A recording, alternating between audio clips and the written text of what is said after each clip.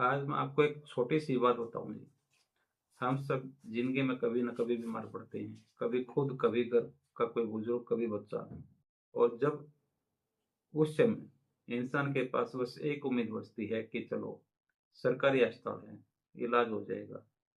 लेकिन सोचिए, अगर अस्पताल में डॉक्टर मिल जाए, बेड मिल जाए और फिर कहा जाए दवा नहीं है जी,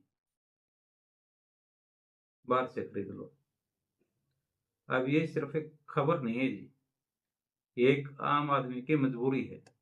और सवाल बहुत सीधा है, अगर अस्पताल सरकारी है तो दवा गायब क्यों है? और हम ये सवाल किसी व्यक्ति पर नहीं, पूरी व्यवस्था से पूछ रहे हैं। यह मामला जांच और प्रक्रिया का विषय है। किसी को दोषी ठहराना उद्देश्य नहीं है। हम बात सिस्टम की जवाबदेही कर रहे हैं। अब जरा तस्वीर समझिए। एक बुजुर्ग महिला सरकारी अस्पताल जाती है, डॉक्टर पर्ची लिखता है, लेकिन फार्मेसी वाला कहता है स्टॉक खत्म है।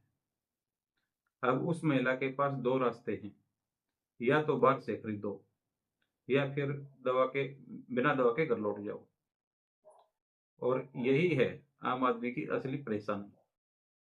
अब ये सिर्फ एक जिले की बात नहीं है, कई जगहों से ऐसी शिकायतें आती रहती हैं कि अस्पताल तो है पर दवा नहीं। हमने पहले भी देखा है, कोरोना के समय सप्लाई और खरीद प्रक्रिया पर सवाल उठे थे।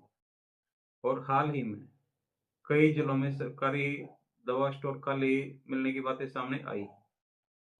अब सवाल ये है, ये होता क्यों? सरकारी दवा ऐसे ही नहीं आती थी, इसके पीछे पूरा सिस्टम चलता है। पहले टेंडर निकलता है, फिर कंपनी सप्लाई करती है, फिर स्टोर में दवा पहुंचती है, फिर मरीज तक जाती है।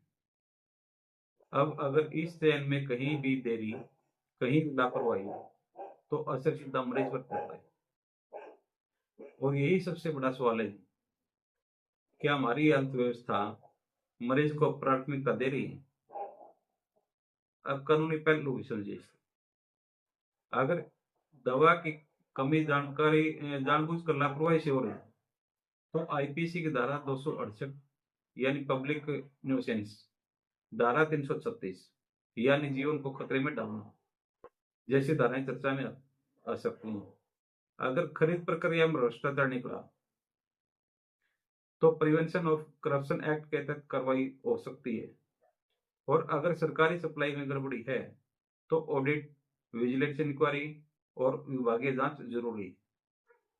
लेकिन फिर वही बात नहीं, हमारा मकसद आरोप लगाना नहीं, हमारा मकसद सुधार की तरफ ध्यान ले जाना। अब जनता क्या कर सकती है, ये बहुत जरूरी सवाल है। अगर आपके इलाके में दवा नहीं मिल रही तो आप शिकायत दर्ज कर सकते हैं स्वास्थ्य विभाग की हेल्पलाइन पर, सीएम पोर्टल पर, यह अस्पताल प्रशासन को लिखित में। आप आरटीआई भी लगा सकते हैं और पूछ सकते हैं दवा का टेंडर कब निकला था, स्टॉक कब आया और खत्म क्यों हुआ। क्योंकि जवाब मांगना आपका अधिकार है। और सबसे जरूरी बात, इस मुद्दे को चुप मत रहने दीजिए आप। आज दवा किसी और को नहीं मिली, कल आपको भी नहीं मिलेगी।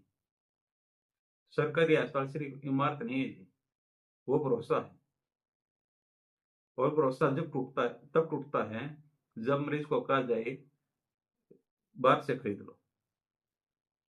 आज जरूरत है कि व्यवस्था जवाब दे और व्यवस्था सुधरे। अब मैं आपसे पूछता हूँ जी, क्या आपके इलाज में भी ऐसा हुआ है?